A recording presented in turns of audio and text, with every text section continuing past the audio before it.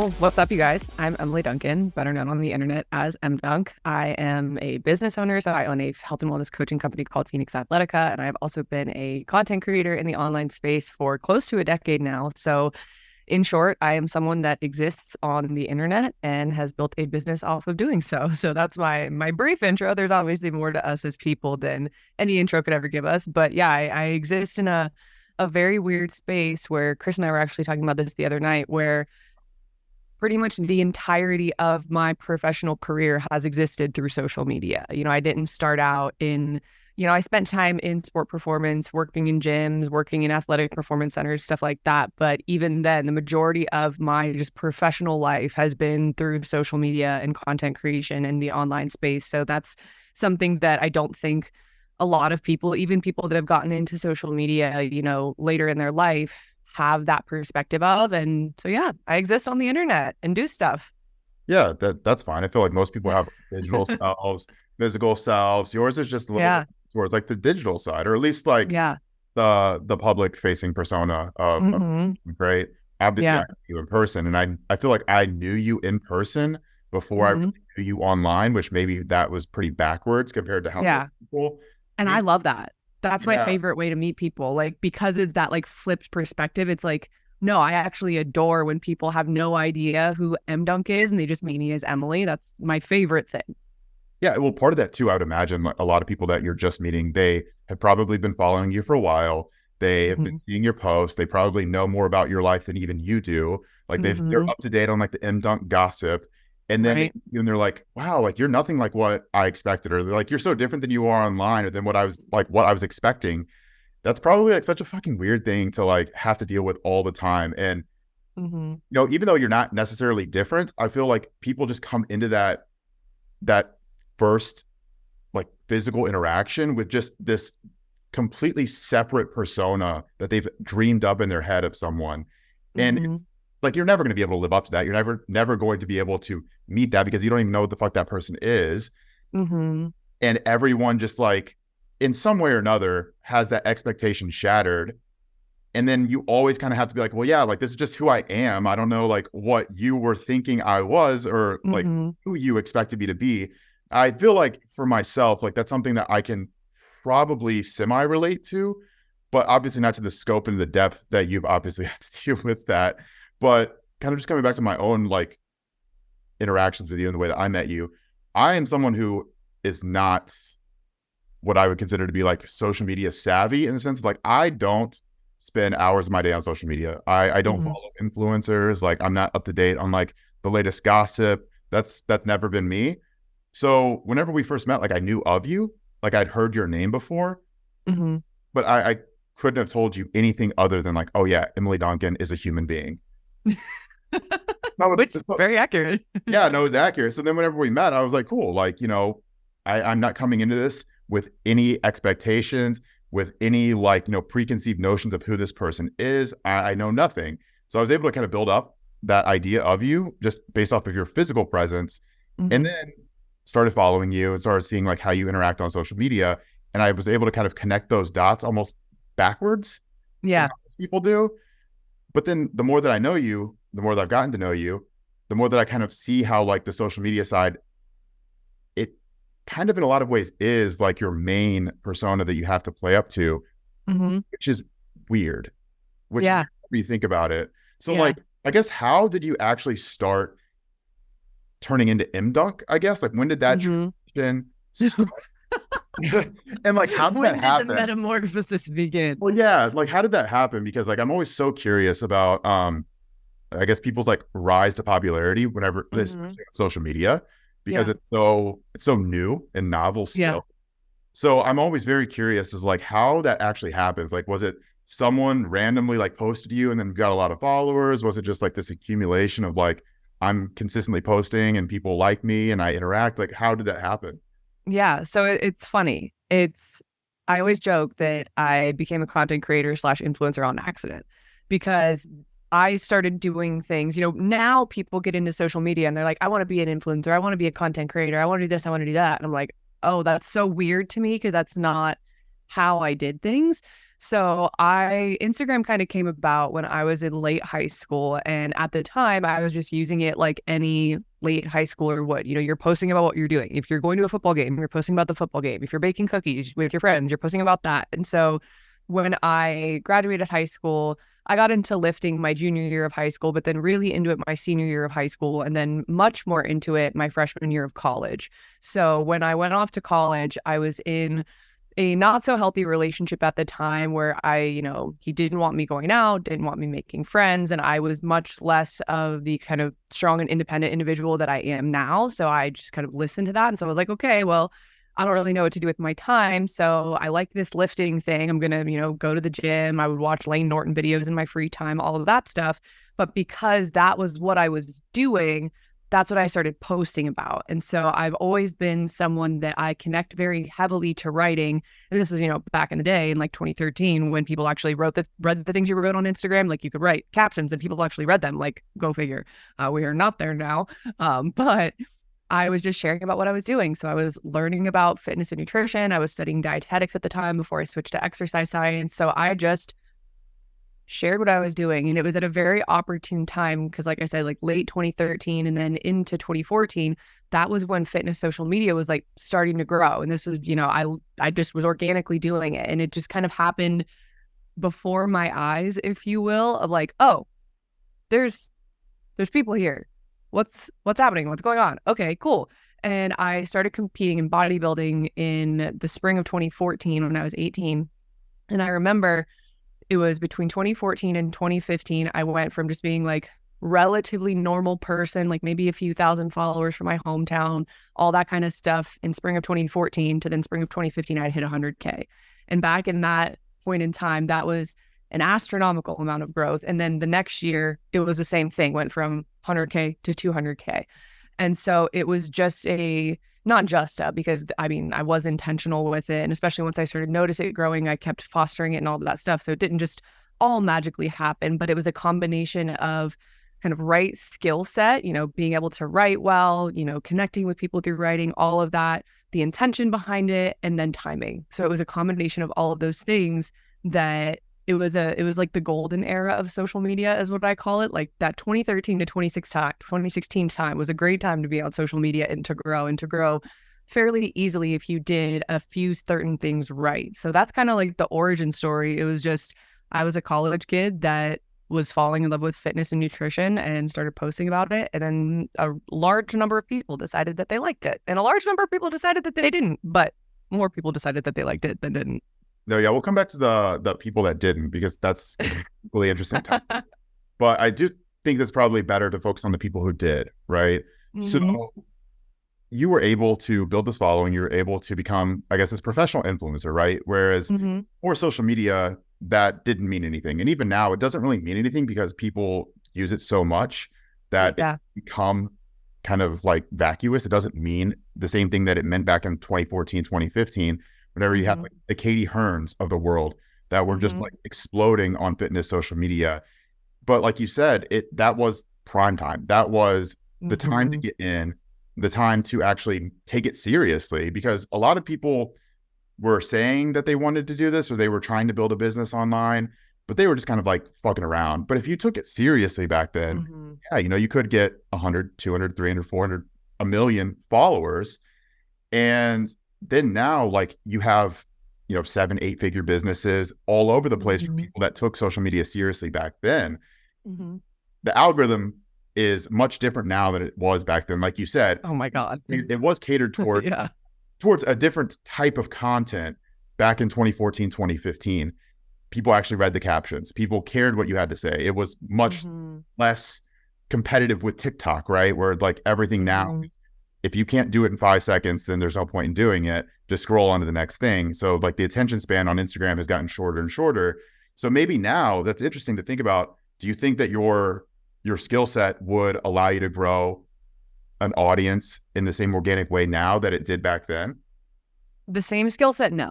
So just being able to write and connect with people through that? No, I don't think that would work now. You have to, I think my skill set of figuring things out and understanding how to create and wash, rinse, repeat, trying new things, trying different things, all that stuff, I think that would over time work, but the strategy of social media now versus the strategy of social media then is night and day difference. And that's actually been one of the most interesting things to watch as a content creator and also experience as a content creator is the difference in what content does well, 6, 7, 8, 9, 10 years ago versus what does well now. Like I joke, I used to be able to post a picture, like if you can envision me with my phone in my hand and like a grocery bag of Trader Joe's flowers in my hand, I could take a picture from above of me holding a bag of flowers in a paper bag from Trader Joe's. It would get fucking 6,000 likes. And people loved it. Crowd goes wild. Now it's like you spend 4 hours on an infographic and it's like -3 people like it. So the strategy is just vastly different. So no, I don't necessarily think the same methods or the same, or even back then, I was posting 3 times a day, every day. It would be like I had my morning post, my afternoon post, my evening post.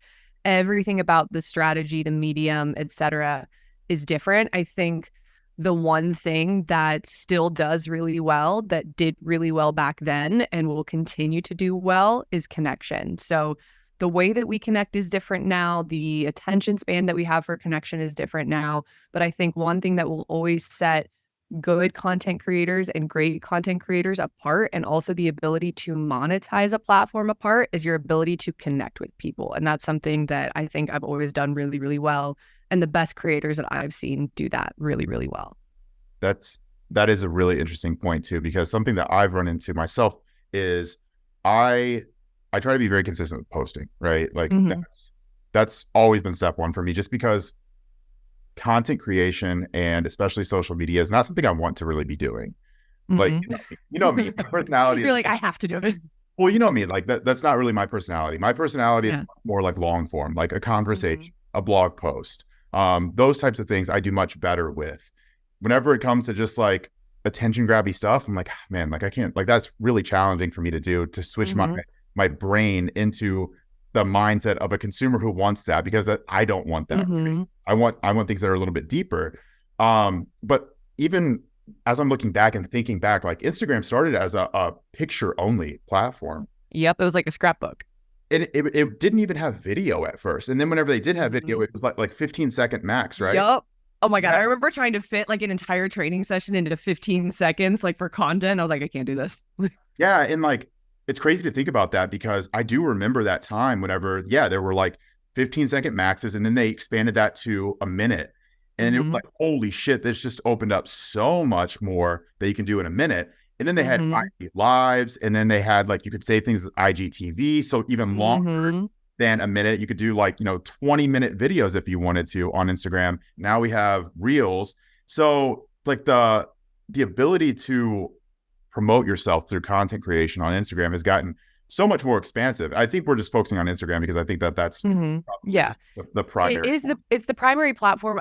And granted, obviously TikTok is blown up, all that stuff, but Instagram is where you go to nurture a community. Yeah. Obviously, people on TikTok can become very, very popular, all that stuff, but coming back to the connection piece, there are just far more opportunities to nurture a community and actually connect with people in a deeper way on Instagram. Like we have stories, we have DMs, like we have all of those things that create those opportunities for actual relationship building versus other platforms. So even though it's like the toxic relationship that we all stay in and we hate it sometimes, I truly think it is one of the best platforms because of that element that nobody's really been able to duplicate in the same way. I would agree with that. And I've also tried to tinker with and play with various other social media platforms, whether it's TikTok or Twitter or YouTube, whatever it might be. But I agree with you that Instagram seems like it's the only one that allows you to garner that community and also interact with them in a way that feels more personal. Twitter, it's very quick hitting conversation, but like it doesn't really feel that deep. TikTok doesn't feel very deep either. And granted, I've never really given it too much of a chance, so maybe that would be a little bit different. But yeah, I agree. I think that Instagram is pretty unique in the fact that it allows you to build yourself up, but also to kind of like people along with you for that ride. And that's really kind of like what that 2015 era felt like, is people were putting themselves out there on the internet in a way that really hadn't been done before. Like, yeah, we had Facebook. Yeah. But Facebook wasn't like Instagram was, where people were actually building up these online personas because it wasn't friends, it was followers. And I think Right. that was a really big distinction that Instagram made, was like, you don't have to know these people, but they want to know Mm-hmm. you. They want to hear what you're saying. They want to see what you're doing. And it created this like influencer culture where it's like, Mm-hmm. in my mind, I saw it back then where it almost became this like race to see like who could promote themselves further and harder. Whereas you said like you could take a picture of flowers and get 6,000 likes. Eventually that morphed into some different type of animal where like Mm-hmm. everyone was trying to become the most influential, the most like extravagant. I don't even know how to describe that. But then that kind of felt like this like very almost like put offy type of era of Instagram. And I don't, Mm-hmm. when would you even say that was? Was that like 16, 17, 18 around then? Mm-hmm. I would definitely say around then. And I actually think that having that intention backfired on a lot of people because, again, bringing it back to the connection piece, if you go into something saying, I want to be an influencer, I want to have influence, you're almost putting the cart before the horse, because what gives someone influence and what makes someone influential is the impact that they have on people. So if you aren't focusing on the impact that you have on people and the value that you can give them, whether that's educating them on a topic, whether that's perspective that you give them about their life through sharing your own, whatever it is, you don't have any influence if you don't have impact. So if you focus just on that singular aspect, or, oh, I want to get brand deals, or, oh, I want to do this, oh, I want to do that, why would a brand want to work with you? What are you doing and who are you that is so unique and so different and so special that would want a brand to work with you, or that would want, hundreds of thousands of people would want to follow you? You have to focus on the actual quality thing first before the just kind of goal-oriented, outcome-oriented metric. But yeah, I would say that era, like 2016 through arguably up through like 2019, definitely was more of like the kind of look at me era for people. And a lot of people did grow in that time frame. So the stuff was still happening. And then I think what we have now, it's so much more of a volume game where there's now you see tons and tons more people that have super large followings. But again, I think even still, there's people that have very large followings, but I think there's still less people that have very connected, committed followings. Like I remember I went to a brand event years ago, and there was someone there that had probably double the following that I had. And this just goes to show that like numbers don't equate to money or connection. This person had twice as many followers as I did, and checking into the hotel put her bank account in overdraft. So it's like you would think somebody that has, 500,000 followers, people make the assumption, oh, because this person has tons of followers, they make tons of money. And granted, somebody like that could maybe just have, poor money management skills, whatever it is. But like people think that just because somebody has followers or gets a ton of likes off that's translating into dollars for that person. And it's not always. Some of the most successful business owners and business people on content creation platforms aren't necessarily the ones with the biggest followings, but that kind of look at me game that people played tricked consumers and followers into thinking like, oh, this person has a lot of followers, they make a lot of money. And that's not the case either.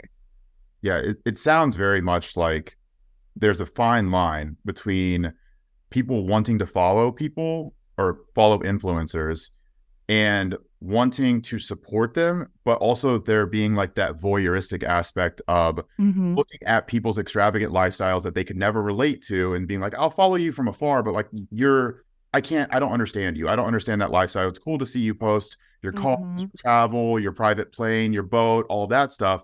That's awesome. I like to see some of that cool stuff, but I can't relate to that.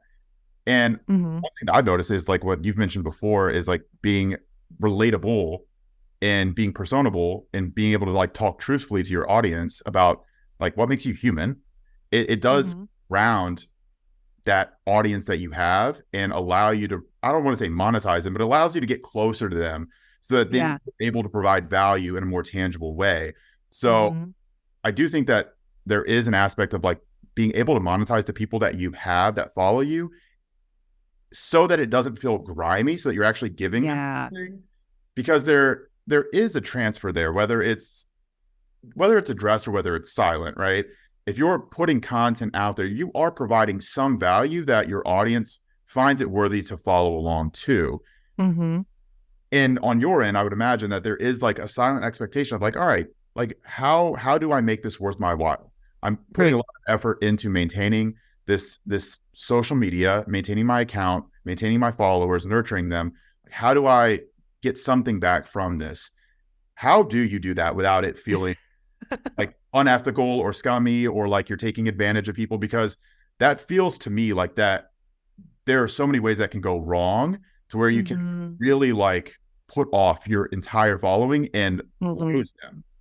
Absolutely. Absolutely. And this is something that, like, not to toot my own horn, but I do think this is something that I've done very well or made a conscious effort to do very well over the last 10 years is the ethics of what I'm promoting. And that started early on because I started as an influencer before I was a business owner, but I made the commitment to myself and then also to my community, hey, I would never promote something that I had not paid for at least once myself before. So like if a company reached out to me and was like, hey, we would love you to promote our products. Let us send you some for free. If I was interested in working with them, I would be like, hey, I want to try these on my own first. I'm not going to promote these to anybody until I try them myself and can actually confidently say, honestly say that I like these things and that I use these things.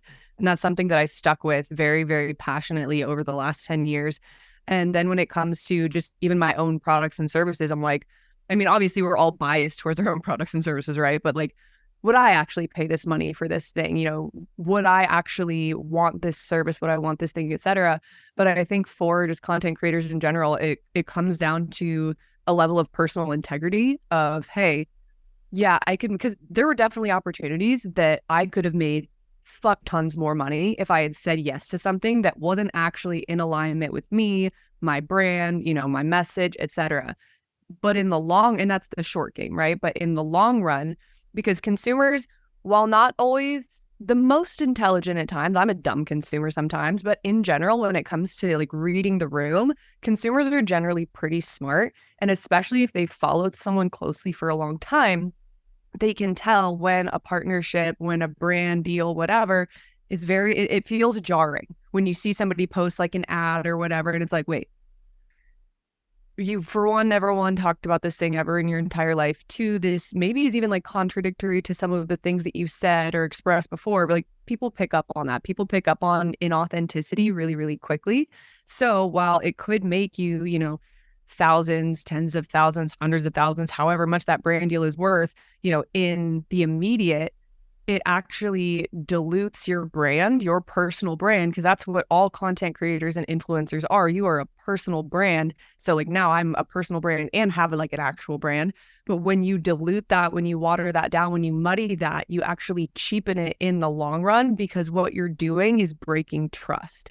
Yeah. The way to ensure long-term success in content creation and being an influencer and being a business owner is to build and maintain trust. And so anything that you're doing that breaks that cheapens that and kind of lessens your lifespan over time. So I would say that's how I did it. It was just having a strong sense of integrity with what I was and wasn't willing to promote. And I do think that that is incredibly important to reiterate the fact that you mentioned, trust, your brand. It's something that you build up over time. It's something that people come to associate with you. And it takes a lot of effort, a lot of time, a lot of energy to get to the point where you can't even think about monetizing something. But it only takes one fuck up to literally lose all of that. Yeah. Literally one thing. If you say one thing wrong, if you promote the wrong product, if you have the wrong people that come after you for promoting the wrong product or saying the wrong thing, your reputation, your brand is pretty much done. And I mean, we've seen this multiple times. I mean, we probably don't even have to say names. Multiple times where people, so actually a really good example of this is I saw yesterday a video of the Liver King. Oh boy. Yeah, that was definitely not a good look. I had forgotten all about this dude, right? Same. But I saw a video of him and I mean, he looks horrible right now, like absolutely terrible, like not good, which was sad. But at the same time, I was thinking about it. I was like, man, that dude was living life a year ago, top of the world, millions of followers, personal brand that like, most people could say, all right, fuck this guy. Most people in the know, but kind of going back to the numbers, a lot of consumers wanted to believe in it. So like, if you can believe in this myth, then sometimes that overrides your rationality whenever it comes to making decisions or purchases. So this dude was a millionaire.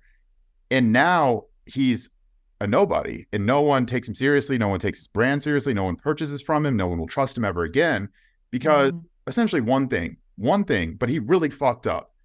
Yeah. And I think that that's a really good example, and honestly, like a cautionary lesson for everyone else who is trying to do the same thing, trying to build a business, trying to monetize any influence that you might have. It's like, it is such a fine line to walk between doing it in a way that is like ethical and making one mistake that starts to push into that unethical land. And then you just get consumed. You just get absolutely consumed. And then all of the work that you put in, no matter how ethical it was, it none of it matters anymore because people only remember that last mistake that you made. And that's all they'll ever associate with you. And I don't know how much you've talked to Chris about some of these things, but like, I'm someone who has very much always been against like doing anything that feels even the slightest bit against or antithetical to like what I believe or like how I view things. I'm very, very much like, fuck no, we're not doing that. I've more recently started to come around to like various things, right? It's like, okay, look, I get I can be a little bit more flexible whenever it comes to like advertising or, you know, but paid ads, right? Paid ads is a good example, right? That's something that you can do it in a tactful way that doesn't feel slimy. But like what you said, if you spam people with paid ads whenever you've built an entire reputation on doing everything organically, word of mouth, all of a sudden you're doing something that is counter to what you've been preaching, and it feels like you're fake. Right. So you're only out to like get people's money. So then it makes you question everything else that you've told them in the past. And like I highly respect people that have been able to build online communities or monetize their audience or build a brand or business in a way that like I would consider to be like very ethical and without compromising at any point during that process, because I understand, not the way that you understand, but I understand how tempting it is to say yes to like easy money.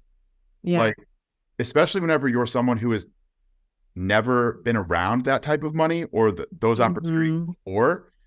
It's so fucking hard whenever someone's like, hey, I'll give you this, you know, 6-figure contract to promote my product.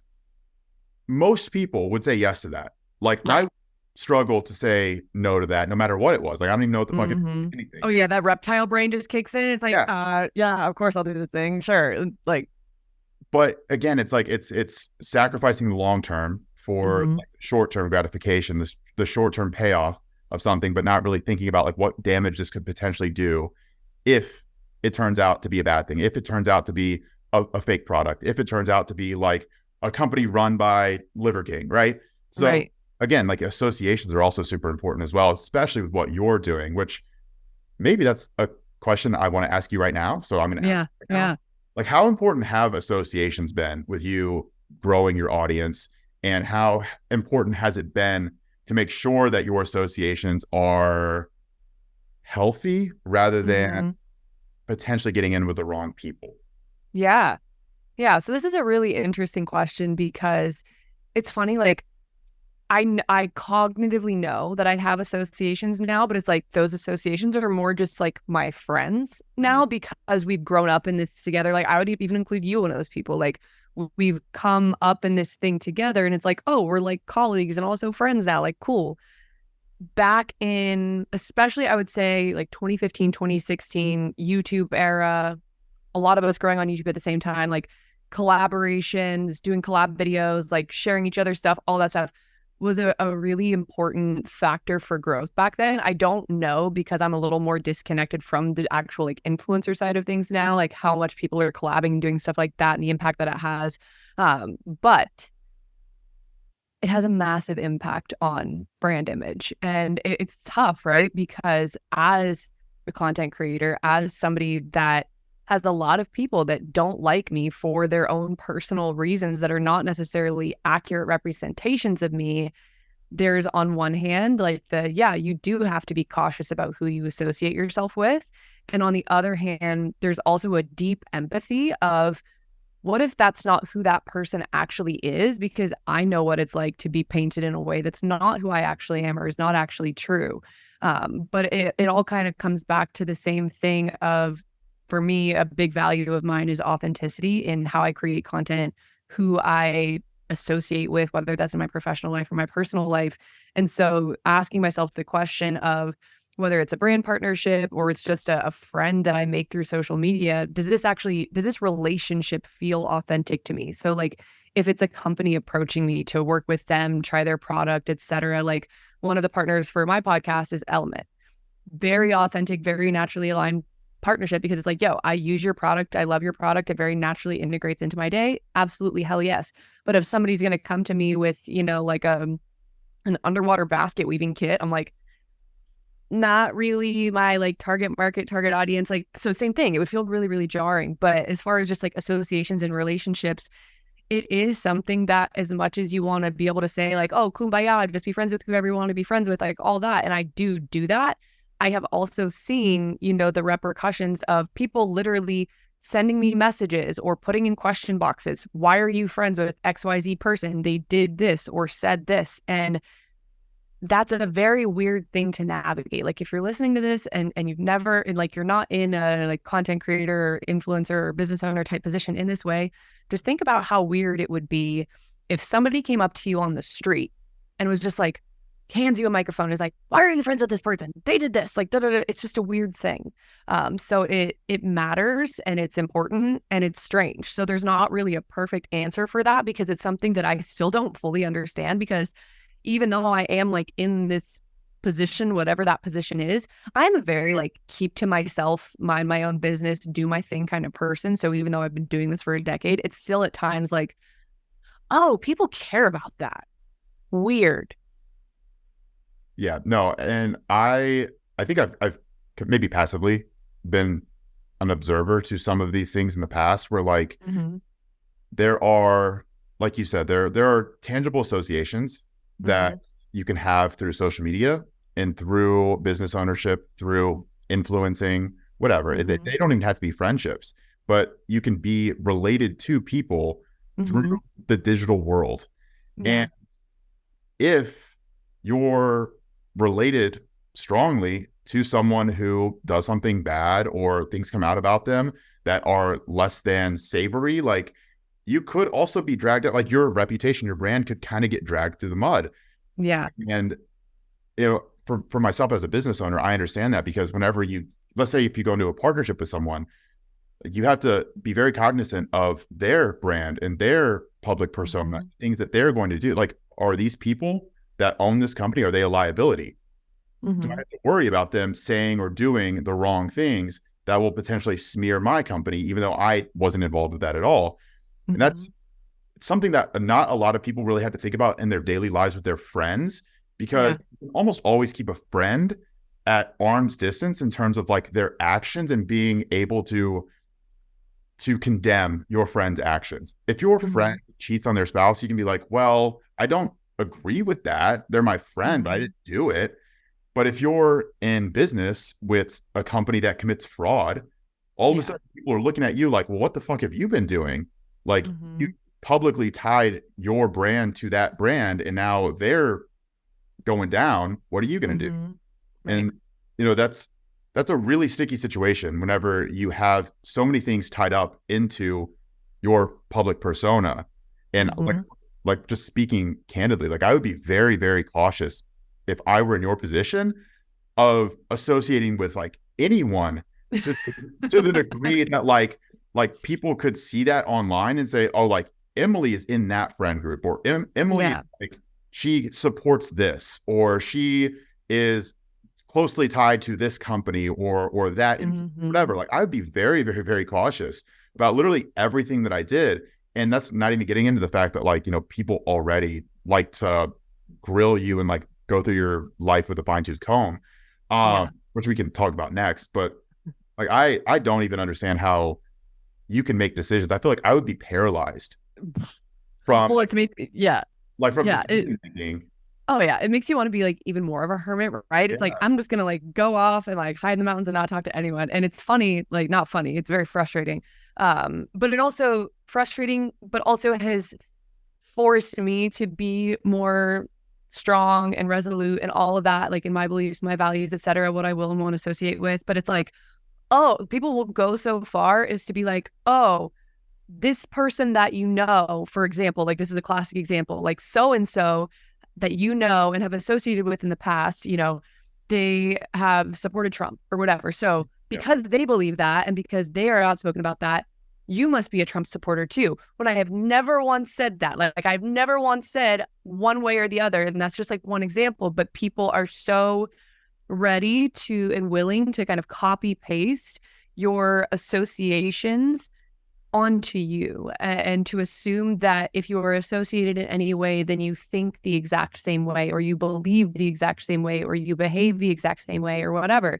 So that part of things makes associating challenging.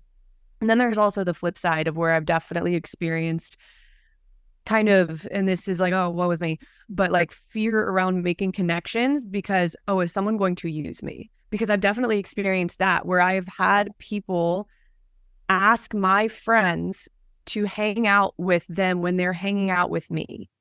Not trying to talk to me directly, not trying to do this, trying to do that, but just trying to get to me through other people or get to me through my friends and through my loved ones. And it makes forming genuine connections really challenging at times because there is kind of, like you mentioned before, you're like, just being out in public and somebody being like, oh my God, you're MDunk, I followed you for X amount of time, blah, blah, blah, blah.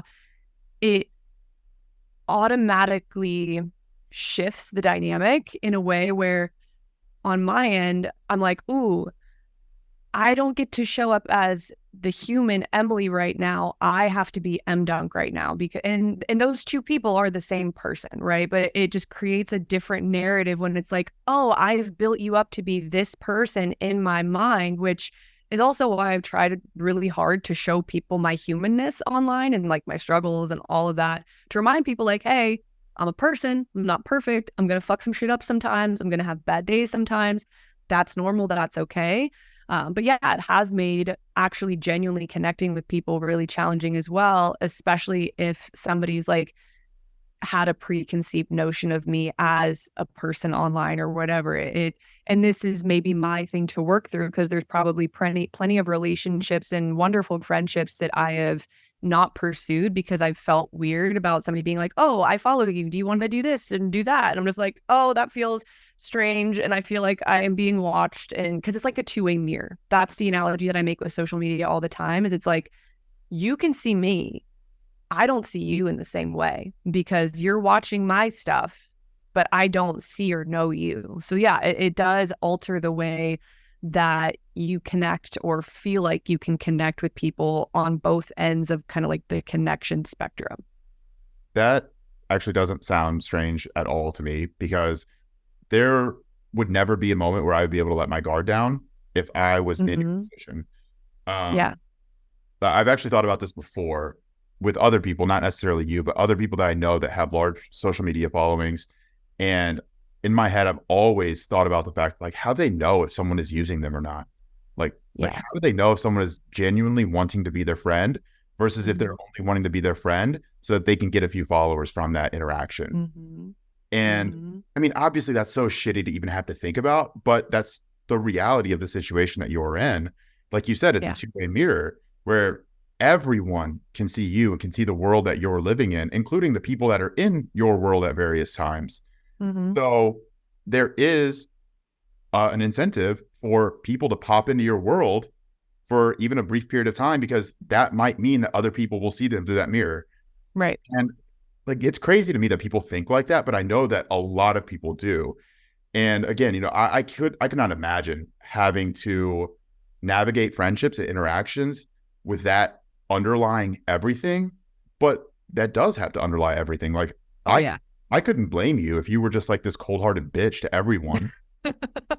Like, seriously though, like I wouldn't be able to blame you. I'd be like, dude, I fucking get it. Like, fuck that. I would not want to have to like go around and always ask that question of everyone that I met. Like, why do you want to be friends with me, bro? Come on, be honest. Like, you didn't want to be on my page. You like that? Like, that's shitty. That can make me super cynical so fast.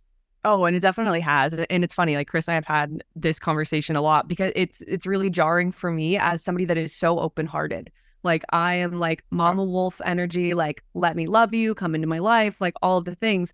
And I've learned the hard way, whether it's through social media or just the nature of human relationships, that people are just going to fuck you over sometimes. And like, that's it. That's life. But one of the things that I started paying more and more attention to, like, as I was becoming aware of this in my life, was who is willing to hang out with you if you're not posting about it. And it's a really shitty feeling when you realize, like, oh, this person is really we're only hanging out if they're posting about it. Or like, as soon as you sit down to like breakfast or brunch or dinner or whatever, they're pulling out their phone and posting about it. Like, I can't describe like how icky of a feeling that is. And granted, I like to share when I'm out with my friends doing things, all that stuff, but it's just there's like a different texture to that experience when you feel like, if I asked them not to do this, that would upset them or make them not want to be here.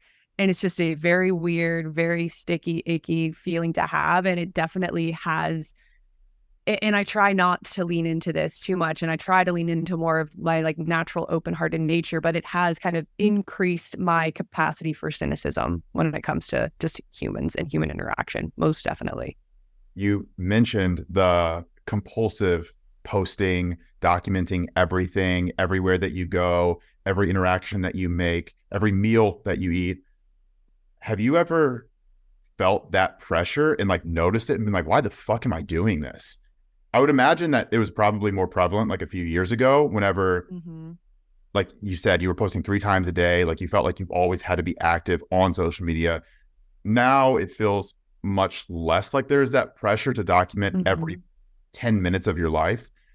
But I do know that there was a period where it felt like everyone was taking pictures of every fucking meal that they ate, every set they did at the gym. They had to document it. They had to post it on their story. They had to post it on their social media. Like every time they hung out with someone, they had to take a selfie with them and tag them. It was like, can people just do shit without posting it? Like it felt very, for me, forced, because I'm like, that's not like me. I just want to be able to do shit and not have to think about this. I'm sure for some people it was just second nature, like what you were alluding to. It's like they don't even think about it. They just do it at that point. Did you ever get to that point and then like catch yourself and be like, what the fuck am I doing? Well, it's interesting how it happened for me. It didn't happen in that exact way, but around end of 2016 into 2017, and then throughout 2018, I developed a really weird mystery chronic illness that got better when I had my breast implants taken out. But over that period of time, I gained a lot of weight. I was going through a very depressive episode. I was physically exhausted. I felt sick for a solid 2 years straight. So I went from being on top of the fucking world, having the best competitive career of my life. My business was growing. My social media was growing, this, that, the other thing, where the chips were pretty fucking up. So when the chips are up, it's like, yeah, I want to share everything. Look at my life, like all this stuff. Then my life started falling apart. I was falling apart internally, externally, mentally, physically, emotionally, all these things. And I was like, I don't have the capacity to do this. I need to fucking bring it in a little bit, take care of myself, and figure out what the fuck's going on with me in my life. And then you take that, went through in 2019, I was in a very public relationship around 2017 through the beginning of 2019. And we went through like a 6-month period where our relationship was falling apart. And we went from being very public with our relationship, sharing each other all the time, and each other's content all the time, all this stuff. People were very invested in that relationship, to kind of disappearing off of the face of the internet earth, if you will. So then pair that with, I just gone through 2 years of being chronically ill, going through this very challenging personal scenario that was also very public, people commenting about us on the third person on my posts, asking, are they still together? Instead of like that whole thing. And it just was like a wake up call for me, that entire time frame of, I neither want to nor can do this like this anymore and maintain my sanity and maintain my just personal well-being. Because when I got into the content game, I very much so was that person that shared every single aspect of their life, and I enjoyed doing it at the time. But, you go through some things in life and it changes your perspective. And I just realized, I was like, if I continue down this path, I will continue to feel like a product and not a person. And that's what you start to feel like when you're just creating to put yourself out there, just volume's sake. Because when you think about it, if you're a personal brand, you are to a degree a product, and this becomes a very like meta conversation of how do you differentiate those two, blah, blah, blah, blah, blah. But it was, like I said, it was just a wake up call moment for me of you are turning yourself into a commodity, and you no longer, you feel very dehumanized. And what part of that is your responsibility and for your thing to take accountability for, because you have put yourself in this position. And so that was when I kind of started my working back process of, hey, what are kind of my boundaries? It just encouraged me to set boundaries around social media. Like, what are my boundaries of what I want to share? Or even just giving myself permission to fucking take a weekend off of sharing my life. Like that, when I lost my phone at Lost Lands, I was like, oh, I had a fucking mental breakdown. I was like, Yeah. business is going to fall apart. Everything's going to fall apart. I don't know what to do, blah, blah, blah, blah, blah. And then I got to the end of it and I was like, this is so sad. This is so sad. This is not a good thing. It was maybe 36 hours that I did not have a phone. And I realized, I was like, that was the longest I've taken off of social media in a decade. Yeah. Which is insane. By the end of it, did it feel good? Like, by the end of that, yeah. I was so liberated. I was like, yeah, this is kind of annoying that I don't like have my pictures and shit, and then like I'm scared of getting lost and like not being able to find my friends. But like, oh, this is not. Is this how normal people feel? It's like my dad. My dad has no social media. Literally just listens to music on his phone and like reads articles. I'm like, is this how my dad feels? Just completely disconnected and free from everything. Like, it was great. It was nice. It is a very weird type of pressure that you feel whenever you're active or trying to build a business or be an influencer on social media. It's this underlying pressure behind every action or every decision, everything that you say, to almost glamorize it for like social media digestibility. It's like, how can I make this more productized, right? Like, how can I frame this in a way that more people will find entertaining? And it's not anything that you think about deliberately. It's like an instinct. Whenever you are doing it for long enough, it's just this pressure, almost maybe an anxiety that you feel, that it's just like forms the foundation of like almost everything that you do whenever you have your phone in your hand. Because there's always that decision of like, am I going to document this or am I not going to document this? Right. And that, like, at the end of the day, like, that becomes like the foundational decision for every single thing that you do during the day. It's like, do I document this or do I just live my life and not world about what I'm doing right now? Right. Well, and then also too, to that, there's the flip side of it where it's like, if you had something, you know, that you feel was really valuable to say, or that would give people a lot of great perspective or education or whatever, but it doesn't feel like it was documented well enough for social media. It didn't look good enough. It wasn't pretty enough. It wasn't aesthetic enough, whatever. You're like, nah, I'm not going to share it. And then you never share it.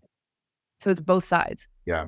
And it's interesting too, because like for you, your writing, I'm sure that's something that you take a lot of pride in.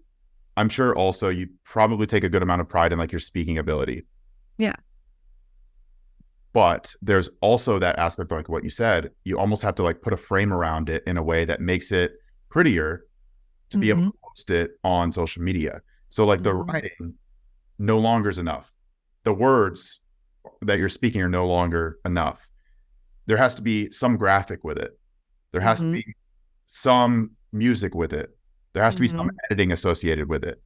And that feels very much to me, it's like we're like moving away from like the core of like what the message or the content is supposed to be. It's like, how do we pretty this up to compete with other people that are also putting out content and messages? Like, it's not the message itself that is like competing. It's almost the framing. Yeah, the presentation of it. The presentation that's competing at this point. Because I mean, like personally, I know of a lot of really, really intelligent people that have a lot of great things to say, whether it's writing or whether it's speaking. And, you know, they have 1,000 followers. And I'm like, man, this person is fucking intelligent. Like, they really should have a lot more people that are paying attention, listening to what they have to say, but they don't care enough about the presentation to frame it in a way that makes it digestible to compete with other people that are also putting more attention into the framing and the presentation. For myself, I can speak personally, like that is not that is not like how I think, right? Like I'm very Mhm. much like, I want the content, I want the message to speak for itself, and I want that to kind of duel with everyone else because I feel very Mhm. comfortable in that space, right? Like I feel Yeah. like what I have to say on its own can do a good enough job competing with what other people have to say. It's the presentation that like you and I like privately talked about this, Rum. I struggle with that. I struggle with that side of social media, that side of content creation of like, how do we like beautify the message to make people Mhm. want to listen to it or want to read it? And by the time I've created something, I'm like, I don't have enough fucking bandwidth to think about that shit. I just want to post it, right? Yeah. Because I put a lot more effort into, again, the content, the message, and I find that that for me means more. Yeah. But at the same time, like that's not what gets views. That's not what gets interactions. That's not what gets you more followers. That's not what gets you more money in a lot of cases either. Going Mhm. back to like the monetization, like that's something I've always struggled with. And I feel like you've done a good job with being able to balance that because I feel like you came from the background of like putting more emphasis on the message and on the writing and like cultivating Mhm. those skill sets before you focus so much on like the professional influencing. Mhm. Whereas a lot of people have tried to do it almost backwards where they're like, Mhm. they're trying to like alchemize this deeper content, this deeper message whenever they got famous by posting ass pictures. It's like, that's it's difficult to make your Right. followers think that you're some like fucking Socrates level philosopher Right. whenever they only started following you for your butt cheeks. You know what I mean? Right. Like don't need to post some like super deep caption when Right. the people are there for one specific reason, right?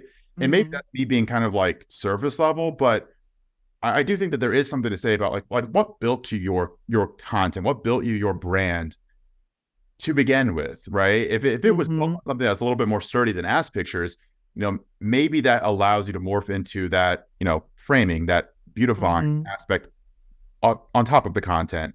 But if Yeah. we're, building a brand on stilts, it's really hard to then go back and say, actually, guys, I'm really deep. I promise you. I promise like there's more to me than Mhm. just my butt cheeks. Like that feels very challenging to do retroactively. Yeah. Yeah. It's funny. I joke sometimes. I'm like, man, sometimes I wish I would have built this thing on just more of the superficial stuff than like the deep stuff because then people expect that from you and they're like, Exactly. oh Yeah. my God, I'm like crucifying myself every day. But no, I'm very grateful for the way that I've done things. It feels very good. I do think it's more difficult to go in the reverse and to build that relationship, that depthful relationship when you started on superficiality. And I am very pro anybody sharing themselves, their body, whatever, the way they want to do it. Like, get your bag however you get your bag. I do not give a fuck. Yeah. But I do think it is harder to do it in reverse. And when it comes to just the general aspect of kind of making things more shiny, if we want to put it in like that term for social media, you do have to get to a place, and this is something that I still grapple with, because I know there's things that I could be doing that would get me more views or get me more likes or this, that, the other thing. And you kind of talked about it too. Like, this doesn't feel within like my thing that I want to do. But every content creator, influencer, business owner, whatever, if you're in the social media space, there comes a point where you have to decide how much you are willing to quote unquote play the game. Yeah. And we all know what we're talking about when we say play the game, because there is a game being played. It is human psychology. People are going to, naturally gravitate towards pretty people, pretty things, all of that stuff. And we've seen it, right? Like people with shit for education, absolutely no credible knowledge in the space whatsoever. It's the old adage of there's somebody that is way less talented than you, way less intelligent than you, making way more money than you just because they're willing to do XYZ or because they'll go for it or whatever. Like that thing definitely applies. And so for me, it's kind of come to, or like even within fitness coaching, fat loss always sells. We know that. We could, as coaches, I guarantee, I don't know a single coach that would not be thrilled if a female client to them came to them saying, I would rather build muscle than lose fat. We would all be like, oh my God, you're the unicorn client. Like, where have you been all my life? Yes, that's way more fun for us, right? Like, it's much more exciting, but people want fat loss. So, what do we know? Fat loss sells. What do we know about that? People want to see transformations. Okay, what do we know about that? People like drama, they like extremes, they like seeing themselves in content, all that stuff. It's human psychology. So you have to be willing to decide what your end goal is, what is what are hard yeses and hard nos for you in terms of your boundaries around what you will and won't do, and where are the kind of soft and flexible boundaries where you can say, okay, for me, I could maybe show my ass a little more. That okay, we could bend there a little bit, and that would be okay. And I wouldn't. There would be a point at which it would feel inauthentic and not great, and all of those things. But there's also like, there's a point at which it would still feel fine. And so figuring out for you like where you're willing to play the game and where you're not, and then you do at a point have to come to terms with, okay, if this is my stop point, maybe that's going to be the kind of rate limiting factor for my growth unless I find another way. There are definitely people out there that have learned to do things exactly their way and built a lot of success around it. And I love that for those people. And also, those people might sell more if they play the game a little more. You don't know. You don't know. But deciding when you will and won't play the game and how. Playing the game is, I think, like an intellectual battle too. Because you play the game on that superficial level of, for example, like showing a little bit more butt cheek. That's fine. You can also play it on like the one meta level above that where you show a little butt cheek, but you also make fun of yourself for showing a little butt cheek. You're like, I know I'm doing this, but you know, here we are. But that's the thing, right? Like I think a lot of people on social media, they take themselves so seriously that they can't even acknowledge that what they're doing is a little silly. Yeah.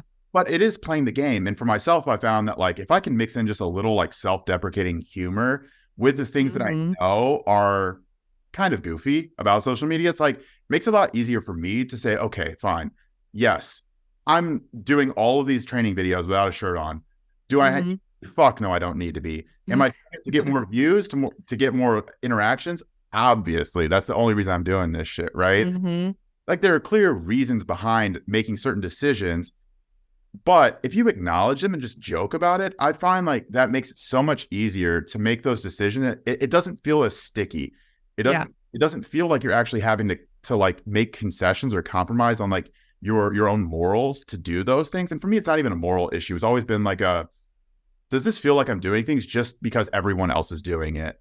Am I doing this just because I want to get more views, to get more likes, to do this, to do that? And I'm like, man, again, the content, the message is like, why is that not just standing up on its own? Why does it have to be framed in this, shirtless me just to get more attention?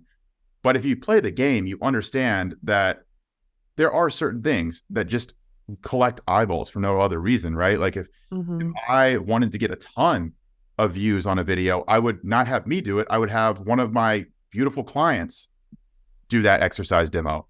That would get a lot more views than me. Like no one wants to look at me. But again, it's understanding exactly like what people want to typically see. And another thing too is people like freshness. They like being surprised. And one thing that I'm sure a lot of people probably are surprised with about you is your sense of humor. And like I mean, I was surprised with it. Like I didn't expect you to be like as witty as you were, or as you are, I guess. Yeah, we lost it all. Don't worry, it's all gone. Yeah, but I feel like that's like a secret weapon, right? So like from being good with your words, writing, like being able to do those things, it kind of naturally leads into like more of a witty sense of humor. A good sense of humor is a fucking superpower. 100%. Whenever it comes to like building an audience from a distance on social media, because that is like the easiest way to disarm people. Oh yeah, it breaks the fourth wall.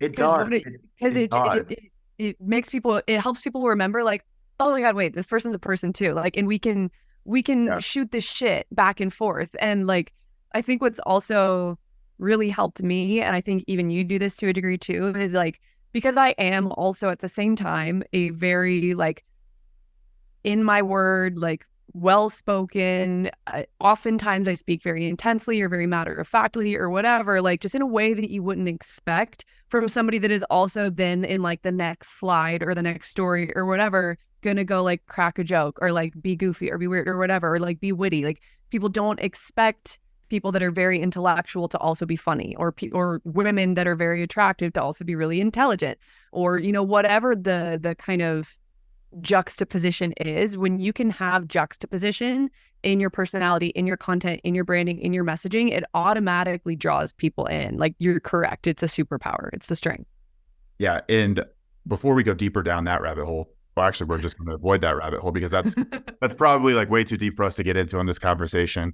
But just for example, right, like my stereotype of like tattooed meathead, tattooed like bodybuilder guy, like tons of muscles, like looks the same as everyone else.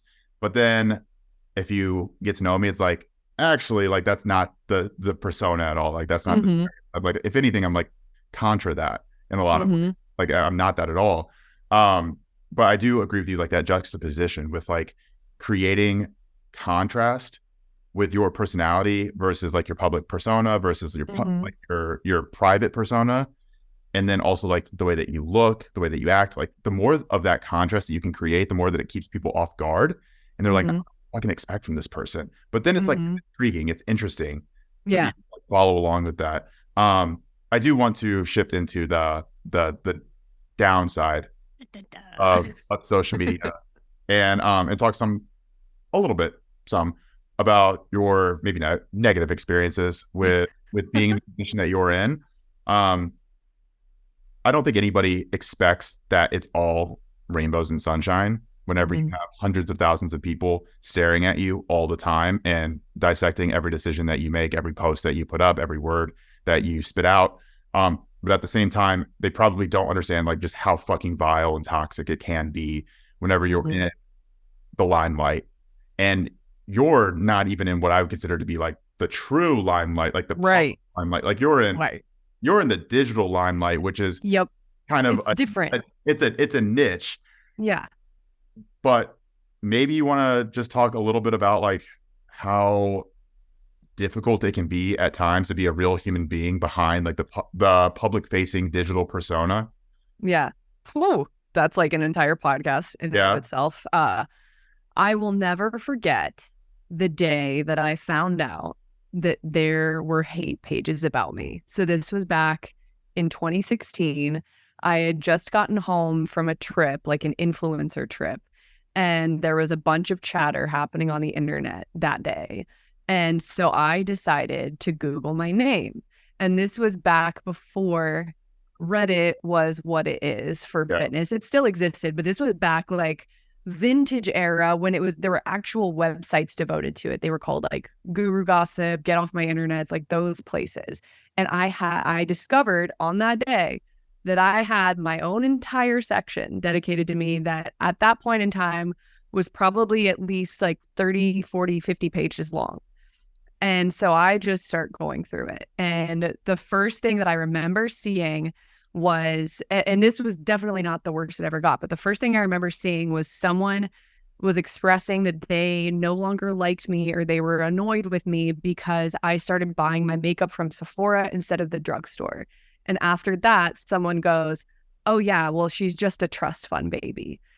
When in reality, I have been working since before it's legal. My parents stopped paying for my shit, when I was in high school, like all of that stuff. Like I paid for my own college. Like I did, like my parents obviously were there to support me. If shit hit the fan or if things needed me, I still lived a very privileged childhood, but I was in no way what these people, said me to be. Or, another comment there, I had just recently gone through a breakup. Somebody said that, oh, I bet you she cheated on him with my bodybuilding coach at the time. And someone underneath that goes, oh, no, she couldn't have cheated on him. She's too lean to have a sex drive. So I was like, oh, it's not that because I have morals or because I'm a good person, but it's because, no, I wouldn't have done that thing because I'm just too lean to even have that thought, right? So I remember I went up in my because I actually still lived at my parents' house at the time because I was going to school back at home. But I remember going up in my closet, it was like 2 a.m. and just calling one of my friends crying. Like, I cannot believe this exists. I cannot believe like people think this, or like, I had no idea this was a thing. And so that was, I was 20 at the time, about to turn 21. That was kind of my first exposure to it. And it's interesting what it will do to your mind. It's done positive things, it's done negative things, but and obviously that stuff still exists to this day. There's, still people that, like, for example, when Chris and I started dating, within 24 hours of me putting him on my Instagram story, there's a thread about it. And like, Yeah. it's funny because I don't look at those things. I made a promise to myself in 2017 after I had gone down what ended up being my last rabbit hole of Googling myself when I was already in a really bad place mentally. I would only do it when I was in a bad place mentally because, of course, we just want to, take it a little bit further. But I made a promise to Love to myself. punish ourselves. Exactly. Like, it sounds like a good idea. But I promised myself I would never look at them again. But I find out about them because people tell me, because they're like, oh, do you know this exists? Like, they think I don't know. I'm like, yes, I am aware this exists. But even if I don't look at it, for one, people will still message me or they'll comment on posts or whatever. But two, once you see that that exists about you, and that in my particular case, I am what is referred to as a Beck, which is a bitch eating crackers, which means anything that I do, I hate the way that bitch eats crackers. It's literally, and people have publicly said this, like, I can't win, right? Like, anything that I do, bad, hate it. We don't like it. So on the one hand, I'll go with the negative first because we love a little like positive ending. On the one hand, we can go back to the negative because I don't think it's talked about enough. But on the one hand, there is a constant, it's like software running in the background of my brain of, okay, if you say this, someone's going to have something to say about this, like, positive, negative, whatever. If you post this, what's the response going to be? Or, just this hyper awareness around what I share, who I am, all of that, and how that's going to be both perceived and received. On the other side, the positive of it, it has forced me to develop a much stronger filtration system for feedback. So that's positive feedback, negative feedback, whatever it is. It has to run through a much stronger filter because I know now, because I am the Beck, that I can be loved and hated for the exact same thing.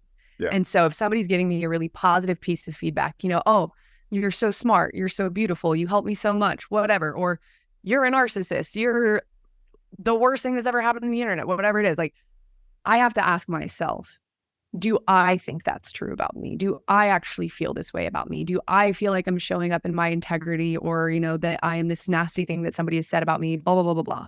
And I think this applies to the internet. This applies to people in your everyday life. We're only bothered by the things that people say that poke at something we already feel about ourselves. Because if I'm feeling really good about myself, if I'm feeling really confident, if I'm feeling very secure in myself, somebody could say something and I'd be like, that's funny. That's, a good one, whatever, like, have fun. But if it's something that I'm already insecure about, like one thing that somebody said once, I have a very asymmetrical face. I mean, we all do, but mine is just very asymmetrical.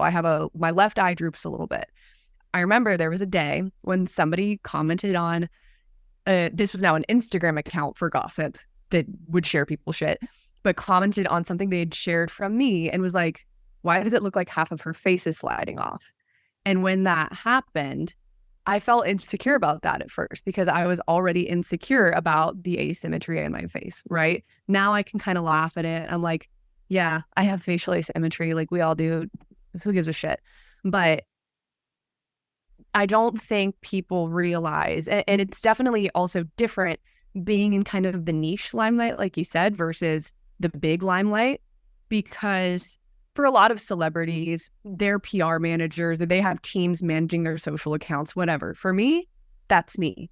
So for one, they have other people managing that shit, managing that shit, seeing that shit, whatever. They still probably see some of it. I think it's impossible to not, especially if you get it, at like a volume of like a Kim Kardashian, people hate you, this, that, the other thing. It's very different. And I don't think people will realize this when you are just in kind of this niche space. I don't see every single message I get or every single comment I get, but I see the majority of them. And so I think people make the false assumption that, when you have a following of this size, or people also make the false assumption that, oh, when you make X amount of money, that stuff doesn't matter anymore. And granted, is it easier to let things roll off when you're, when you have Maslow's hierarchy of needs, when you have a nice apartment, when you have nice things, all of that? Sometimes. Mm-hmm. But no amount of money or followers or praise or whatever is going to remove your humanity. And make you genuinely question. I've asked this question a million times, both curiously and then also from like a sad place of, what did I do to you to deserve that? You know, what point in time, what was it that I said? What was it that I did, et cetera, that made you feel so strongly about a person that you have never had a conversation with? And I think that's also something that people don't take into account when they're forming such strong opinions about someone on social media is, I could post 100 stories in a day. I think that's the limit. And you still would not have seen even an hour of my 24-hour day. So it's like, you think you know the person that you're following on social media. And even if they share a lot of themselves or their life or whatever, one, it doesn't remove their humanity. And two, there is still so much of that person's life that you're not seeing or that you're not registering or whatever. Or like, we could take this even further of, you know, the classic, you don't know what somebody's struggling with. Like when Chris found his thread or whatever, like he was reading some of the comments on it. And I just asked him, I was like, okay, like what's one of the worst ones? And it was talking about how, you know, Chris is very attractive. And somebody made a comment about that. And somebody made a comment about me, essentially saying, well, yeah, she's not ugly. She's just psycho.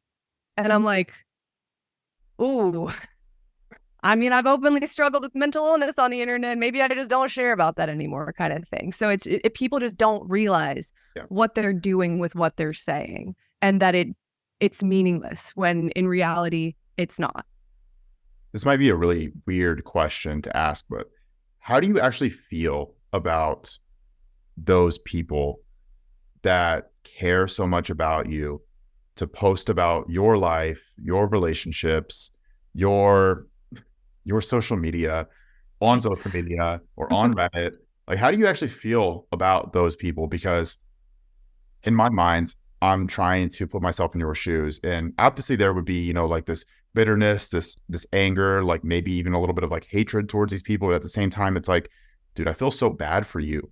Like I feel like genuine like sympathy for these people, that there's nothing else in your life that gives you meaning other than trying to demean other people.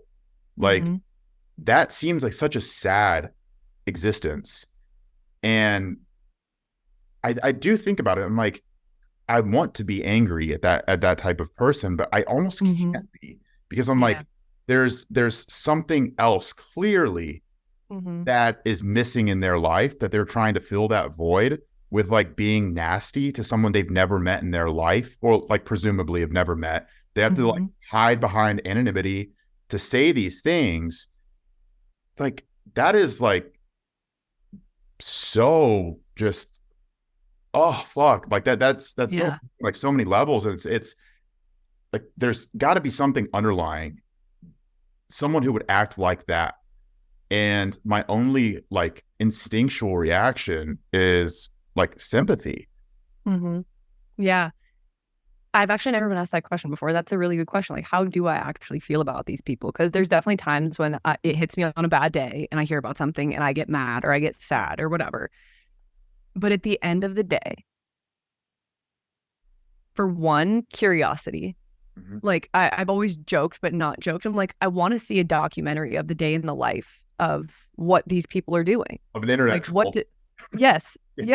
Of like, what does your, like, you wake up, you drink your water, you drink your coffee, you take your dog outside, you do like the normal things that we do. You maybe go to a job. Like, so at what point in your day does this just kind of naturally fit in? Like, and like, so a lot of curiosity and kind of like you said, perplexed, like very perplexed by this. But I do think there is like an inherent sadness. And I know that's a very cliche answer, but I'm also someone that is highly caring and highly empathetic towards humans and the human condition. And I know for me, even when I've been in my worst places with my mental health, when I've been severely clinically depressed, when I've been having panic attacks, when I have been questioning my place on this earth in various ways, like I have never once resorted to talking shit about a stranger on the internet. And so for me to put myself in that place, I don't know what place I would have to be in life. And this is not coming from any place of moral superiority. It's just genuinely No, I mean, it honestly what, should be though. Like, I mean, that's, you can say that, but like from my yeah, perspective, like there is a clear immorality associated with doing that type of thing. I yeah, and I'm definitely not trying to cut you off. I'm honestly trying to I'm trying to think about how a person's brain like that works. You know, like mm-hmm, there's like the psychology of like madness of the crowds, right? Where like mm-hmm, everyone else is doing it, so you feel like you need to be doing it. mm-hmm, And to a degree, I feel like that is kind of true with the internet, where there is the cloak of people not immediately knowing who is behind a username. So mm-hmm, they're almost being that freedom to say the things that you actually think. And that yeah, can be really good. That can be a great thing, especially if you're someone who is like oppressed in whatever way, right? Like you need to be able to say the things mm-hmm, without being further oppressed.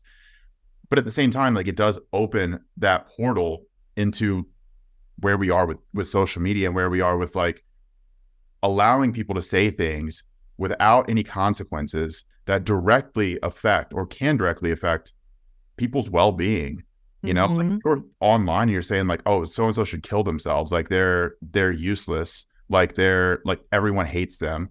mm-hmm, Yeah, you anonymous behind your username aren't being directly affected by that, but again, you see these things, you hear about them. Like you might one day Google your name and stumble across it. Your kid might one day stumble mm-hmm, across that on the internet, and like there is an immorality associated with that. Like it's a clear erosion of morals. mm-hmm. My question is more so like, where does that come from? Like Right. That's what, what I want to know. yeah, like Like why people what to think place are that, you in? yeah, Yeah. Like what, because I get really curious. I'm a very curious person in general, but I get very curious about processes. Like what got you from A to G? Like I genuinely would love to watch, because also when you get on those things, there's some kind of motivation, just like how when we open our phone and start like doom scrolling, like there is some kind of like train that leads us there. There's some kind of, whether it's just habit, whether it's just something happened and you need to dissociate in XYZ way, whatever. And that's your method. Like, I genuinely want to see the process or know the process behind people's behavior. And I'm like, it's unfortunate that this behavior is now involves me. And now that's what I'm curious about is, oh, why do these people hate me so much? And what is their path to going and talking about this today? But it is like a genuine curiosity and sadness of just like, how did you get here? Like what happened? not to like psychoanalyze or try to do so with people that I clearly know nothing about and can relate very little to. But whenever I see that stuff, whenever I see like internet trolls, people that are dedicated to internet trolls, and again, like they're anonymous or they're pseudonymous. And Mm-hmm. what I always come back to is like clearly that person is lacking control in their life. And Mm-hmm. they're trying to exert control over the internet. And they're Mm-hmm. trying to bring people down to their level or make other people who are seemingly in better positions than they are experience what it feels like to not be in control like they are in their life. And that's what I always Mm-hmm. come back to. Like there has to be something that that person is experiencing, whether it's like in their relationship. I would imagine a lot of times it's professionally, like Mm-hmm. they're very unsatisfied with their life in some way, and their method of taking steam out is to go online and go on Reddit or go on 4chan or go on Twitter or whatever and just like troll people and make fun of Mm-hmm. people, talk shit about people and gossip about people. And I can't relate to that because I'm a productive member of society. Yeah. But You're like, I have shit to do. Like, I don't have time. that's another thing too. I'm like, can we just think about the man hours that have gone into internet trolling Mm-hmm. and It's a then lot of time. add that up and then shift that towards literally anything productive. Literally fucking anything productive. We Like could clean the oceans. we We would be could living probably on solve world hunger. Like, we would be everything would be fixed. living on fucking Neptune by now. Like having nuclear fusion powered spaceships. Like it would be fucking crazy if people just decided to wake up one day and not be nasty on the Mm-hmm. internet. And instead, we're like, you know what? I think I'm just going to actually create something cool today. I'm going to write an Mm-hmm. article. I'm going to do my actual work. I'm going like, or maybe I'm going to decide to like step into the arena, into the limelight and Mm-hmm. try it on for myself, see how that feels, Mm-hmm. right? And like for me, dude, fuck, I prefer to be in the background. Yeah. Like as much as I know that being in the limelight would be great for business, Mm-hmm. I just can't envision being under a microscope all the time because like Mm-hmm. that's just not me. I don't like that, and I don't think that I would like that. But Oh I'm no, you would hate it because you would just get curious about it all the time. You'd be like, "What the fuck, man?" Like you just think about it all the time. yeah, I could no, see that I very much definitely so. would.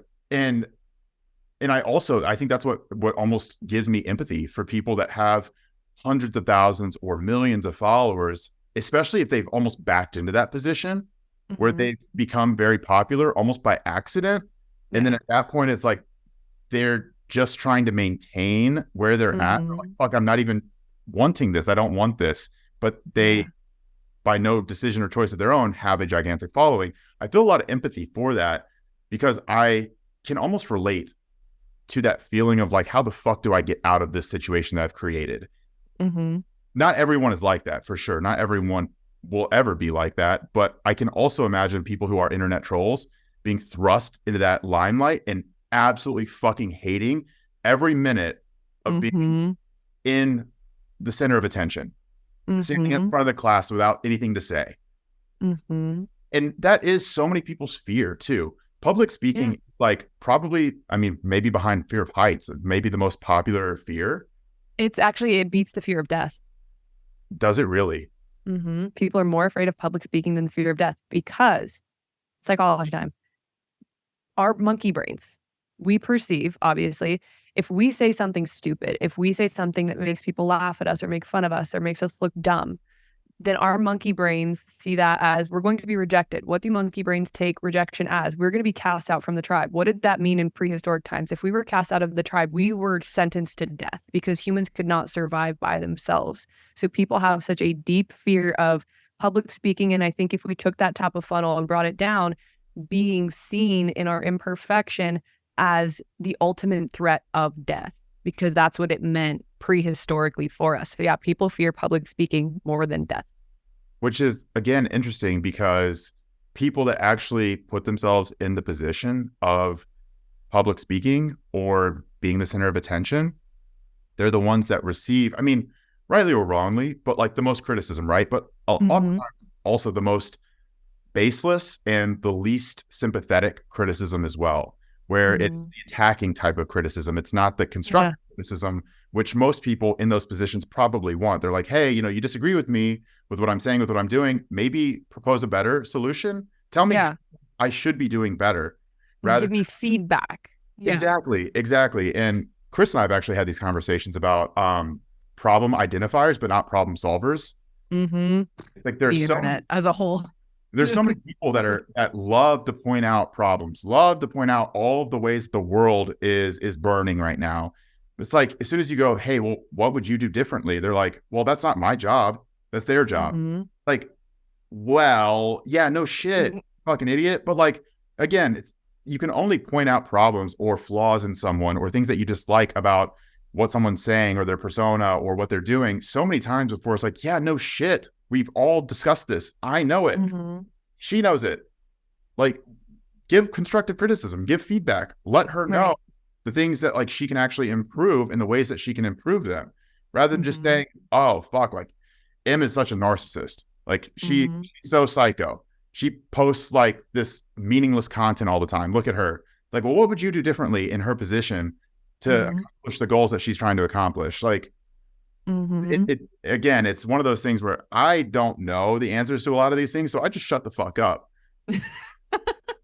More people should adopt this mindset. If you don't have an answer, if you can't contribute to the conversation, don't start the conversation because otherwise you're just lobbing this conversational explosive into the air and you're just like, nope, this is not my job. Sorry, I'm out. You guys handle this. And then it's like nothing productive happens. Like nothing productive. Like and I genuinely believe if we bring it back to like the troll situation, whatever, Yeah. I have always been somebody that is very open to feedback. I have constructive conversations in my DMs every single day. And people are surprised. They're like, oh my gosh, you actually respond. And I'm like, yes, I'm a person. Like, I'm actually here because I like connecting with people. And also, if there's something that I'm doing that is genuinely hurtful or offensive to you, like, I would like to know so I can rectify that. I'm good at taking feedback. I love feedback. Or if there's a way my content can better serve you or be more valuable or be more helpful, fantastic. Let me know. Yeah. None of the people on Reddit or on any of those other places have ever once attempted to give me feedback. Like, and so I'm just like, like I get upset about it sometimes, but at the end of the day, I'm like, you're not actually here trying to help me. You're not doing anything to try and improve what I'm doing. You're just here talking. And this is another cliche, but I've found this to be very true. And it's funny, I've had this proven back to me because I've actually had people that have talked poorly about me on the internet before or disliked me for whatever reason come back and message me years later and be like, I didn't like you for this specific reason. And then I realized I did some inner work. Like that was just my own projection. Like one of the things that I received once was somebody back when I was sick and when I was just going through a really hard time in life, like I still showed up on the internet, like in my reality essentially. And years later, this person messaged me and was like, I didn't like you when you were sick and I was mad at you and I was mad about it because you didn't hate yourself. And I was like, wow. That's some deep shit. Like, yeah. And I'm like, good for you for realizing that. And like, thank you for sharing that with me. Like, kind of sucks to hear, but like, also thanks. Like, it's nice when people like come back like that. But like the old cliche is we love in others what we love in ourselves and we hate in others what we hate in ourselves. So if somebody is going to, and this applies to anyone, whether it's on the internet, whether it's in your real life, and you know, this is not always true. I think sometimes people are just genuinely shitty and who knows, maybe I am genuinely shitty. That's like a real possibility. We don't know. I think I'm doing subjectively okay. But if you hate something so strongly in someone, that is a mirror that you got to look into because that means that is probably something in some way that you dislike about yourself. You know, if you dislike that I am confident in myself, you probably dislike how insecure you are. If you dislike that I appear to make X amount of money, you may feel insecure about your financial position. Whatever the thing is, and this is a practice that because of the internet, I've actually tried to adopt more in my life. I'm like, when I don't like somebody, when I am bothered by something that they do or something that they say, what does that say about me? And it's been a really, just the entire experience of being on the internet has been a giant personal development project in every single way. But yeah, trolls will teach you a lot about yourself, but not in the ways that they think they do. I'm going to pose this question to you because I genuinely don't know it. There is a limit to the amount of people that a single village can sustain. It's like a population limit. But that, and there's a word for it, there's a name for it. It's named after like whatever, you know, scientists discovered it.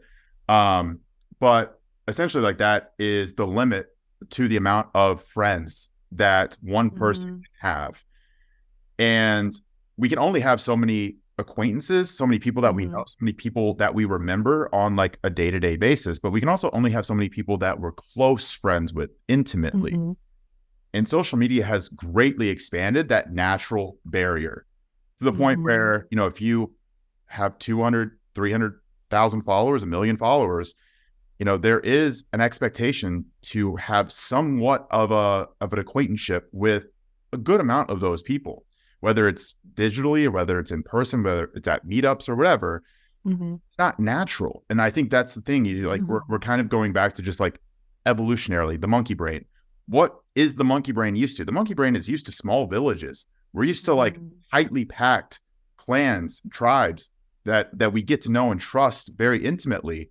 But everyone outside of that is like stranger danger, right? But we're almost like we're forced to see and forced to get to know people that otherwise we would not be getting to see or getting to know. And that's almost like stretching our ability to manage that and manage our emotions surrounding people that are like just beyond arm's reach, but we still know them and we know enough about them to form an opinion about them. I think it's created like unnatural relationships. And those unnatural relationships, especially online, have created really strange results with how people see other people and how they interact with other people and the decisions that they make. And I mean, obviously we see this a lot and we were just talking about it, but in some ways it's like, it's almost this like evolutionary boundary that you're trying to climb up and hurdle, but it wasn't meant to be climbed and hurdled, right? Like we weren't meant to be this close, this surrounded by hundreds and thousands of people. Like it just wasn't meant to be like that. So obviously at a certain point, like you're going to start to be fucking confused whenever you're bombarded with all of these influencers trying to like tell you all these things and trying to show you all the shit that they're doing and trying to sell you all this stuff. Yeah, eventually like your brain is just going to like fucking short circuit and you're going to start thinking strange things about people that you've never met before in your life. And I mean, at the end of the day, I do think that it can kind of come back to, there are always going to be people that you see online that you dislike for whatever reason. I see people online all the time. I'm like, I fucking hate that person. If I think about it for 2 seconds, like, why do I hate that person? Like, why do I have this negative feeling about them? But going back to like the problem identifier versus problem solver, like, there's no point in identifying why you hate or dislike someone for no reason, unless you're going to actually be able to take a step back and be like, wait, why do I actually dislike this person? Why do I have this negative feeling about this person? Like what you said, sometimes it's as simple as like, they're projecting something that I dislike about myself. Like they are like this mirror image of me. It's like, holy fuck, like that's really deep. Maybe I need to go figure my own shit out, right? Or maybe it's something that they've done in the past that you heard about like through random channels. Maybe it's not even true, right? And again, it's just, if you take a step back and just really like analyze why you have these negative feelings or positive feelings for people that you've never actually met or never had a real relationship or a real conversation with, you've never allowed them to make their case to you, like just take a breath for 2 seconds, bro. Like take a breather, like take a step away from the computer, go outside, touch some grass. Like it'll touch some grass. It's good for you. It's good for you, you know? Well, and also ask, why are these people living rent-free in my brain? Like, and I even have to ask myself this with like, if I'm ruminating on like the internet troll thing too long sometimes, because we do let our thoughts kind of go off on a runaway train in any direction, whether it's about people, whether it's about the state of the world, whether it's about outer fucking space, whether it's about how we got here, whatever it is, like our thoughts run away from us all the time. But if your thoughts are consistently consumed rent-free by other people, particularly people that you have never met and probably will never meet, I think that's a really strong indicator that you're probably trying to deflect from thinking about you. You're trying to get away from thinking about, hey, what am I feeling right now? What am I experiencing? What am I going through? What do I need to work on? You know, what's actually happening in my immediate sphere? And am I okay with just continuing to push that away and push that away and push that away? And at the end of the day, all of that will come back to you. Like all the work that we put off doing on ourselves, whether it's financially, whether it's relationally, whether it's intrapersonally, whatever it is, like it will just get bigger and bigger and bigger until we can't ignore it anymore. So like, it might sound me pleading my case for no longer talking shit about people on the internet, which I think would be a productive move for society. But it's actually me making more of a case for like, hey, how are you doing? Like, how are you doing? And why are you trying to distract yourself from that so much? And also to your point about just the volume of people that we find ourselves connected with on a day-to-day basis, people very quickly forget. And if somebody crosses an internet boundary, I lovingly remind them often or as needed, the relationships that we have on social media with people that we're following or that are following us, people that we don't actually know on a personal level. We've never had a one-on-one conversation with them, whatever. They're parasocial relationships. So we've now, because of the advent of social media, created a whole different kind and section and sect of relation.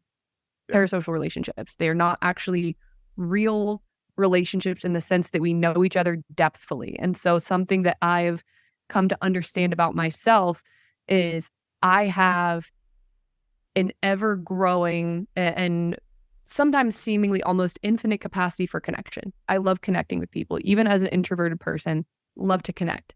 I have a very finite capacity for intimacy. And I think people confuse those things. They confuse connection with intimacy. And I think part of that is because we are so starved for intimate connection in our day-to-day lives that we then project that onto people that we don't know from Adam, because it's resemblant of it, but it's not actually it. So asking ourselves, where do I have also a need for greater intimacy in my life, whether that's with myself, whether that's with my friends, whether that's with my family, and how can I get my social fulfillment there? And then as a result, I think, maybe some people would listen to this and be like, well, wouldn't that be the death of social media and influencer culture and all of those things? I think not. I think it would actually make for healthier social media relationships and connection and consumers and creators at the end of the day. That is a really, really great point to end on. I have nothing else to add to that. You summed up my thoughts really, really well, honestly. Yeah, at the end of the day, just like know your fucking place. Like know where you are in the hierarchy of acquaintanceships versus friendships versus parasocial. I almost said parasitic. Parasocial relationship. I mean, we can kind of say parasitic too. But Facts. no, Em, I really appreciate your time. Before we dip out, do you want to let people know where they can find more about you and listen to your voice more? Absolutely. If you want to hear more of these dulcet tones, I have my own podcast. It's called EMBody Radio. If you want to find me on the internet, you can mostly find me on Instagram. It's mdunk, so m_dunk, EM_DUNC. You can also check out my coaching company if you would like. It is Phoenix Athletica, FENIXATHLETICA. That is really hard to spell when you don't have it written down in front of you, but I have done it several times now. But that is where you can find me. Thank you so much, Bryce, for coming on. And also, go touch some grass. Like Bryce said, if your screen time notifications are going up week to week, go touch some grass. I think we can all grass right now, actually. All right, and thank you so much. Thanks, Bryce.